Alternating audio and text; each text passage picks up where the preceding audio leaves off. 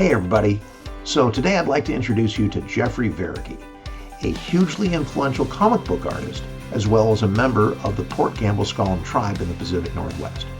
Now, sadly Mr. Veregge passed away earlier this year, but one of the huge legacies he left was his ability to blend native art traditions with pop culture. As you're watching the video, check out not just how he does that, but why that's important to him. I remember thinking, though, as a little boy, that my dad was a cowboy. When he went to work, that's what I thought he was. And the Indians were always depicted as savages on screen. They were the worst of the worst. And I thought my dad was the hero. So one day, my mom drops a bombshell on me. She says, "Jeffrey, do you know that you're Indian?" I looked at her and said, "Don't tell Dad." My dad is non-native, he's German-Irish, and I didn't want my dad to shoot me and kill me because I thought that cowboys killed Indians. I've been into comics, I can't remember when I wasn't into comics. When I was a child, it just enhanced my imagination. It just kept the worlds alive that I loved. X-Men in particular, they were constantly doing good and trying to make the world a better place, but they were hated because of who they were. They were hated because nobody understood them. So it provided me a sense of comfort and a place to get away from everything, you know. At least I could go there. And then when I wasn't reading them, I was drawing them, trying to just prolong that feeling. Natives in comics, natives in cartoons, unfortunately weren't far from the Western stereotypes. You'd see us being portrayed as dim-witted savages, that we were always out to get the hero or cause mischief or trouble.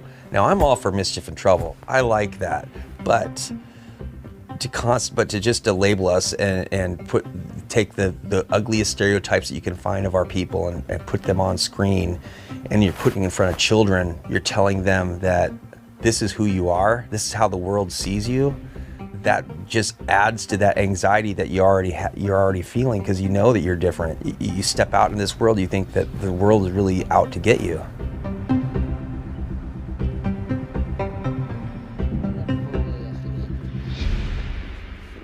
I'd battled depression my whole life.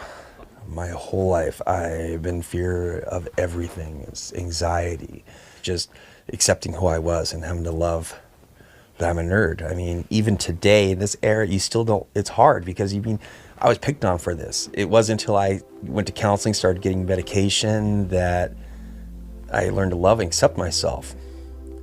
And at that point, I said, you know what, I need to start making art for me. You know, I don't care if it sells, I don't care if it does great. I just know that I want to make it, because I decided at that point that if I'm going to tell a story, I need to tell my story. The only story I know is being native and on the reservation.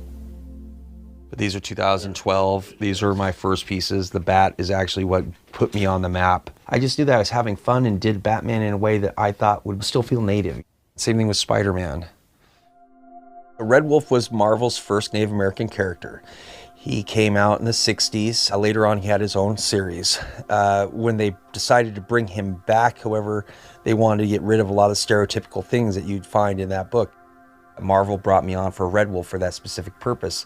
When they were telling a native story, they wanted to make sure that it was honoring and letting go of the old stereotypes that may occur. And they also wanted to get in some of those little things that only native people would understand, but definitely is part of the fabric of who we are. I'm doing the same thing that my ancestors did. I'm just telling the stories that I care about and that I love, that are relevant to me. And now I get to do it in a way with an audience that's much larger.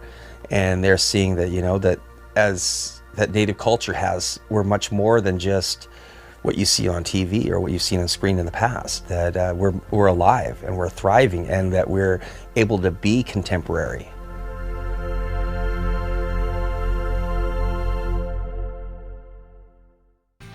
All right, now it's your turn. In your classes right now, please discuss the following 3 questions. What do you like about Mr. Veregge's artwork?